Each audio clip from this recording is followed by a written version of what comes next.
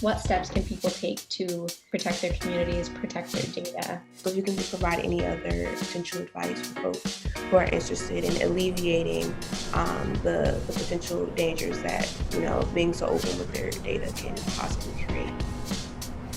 I think primarily the fight to protect our rights against surveillance is a political fight. I think that the biggest thing that people can do is to be engaged in their local governments. It really is a process of systematically rethinking how you approach your digital life. But I personally think that the best defense is a good offense. And by that, I mean, people should be advocating, rallying, protesting, and saying, no, actually the government shouldn't be able to do this. The conversation in the United States about privacy is alarming.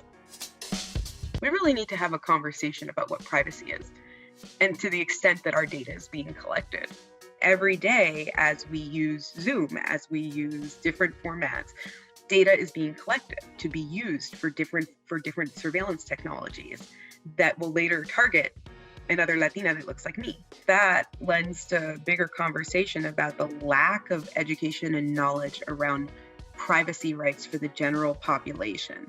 I think the third-party firms are a huge danger to this country. Mi Gente has a campaign around Palantir, and I think it's really, really important just because Palantir has been kind of involved with all of the law enforcement agencies here in New York City at one point or another.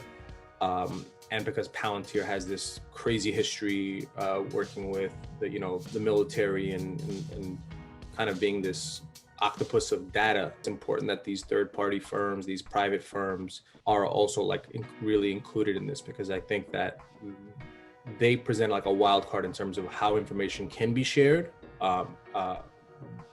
whether they store it and share it with someone else that gets a contract later on. But just also this incentive that private companies, that the private industry sees in surveillance,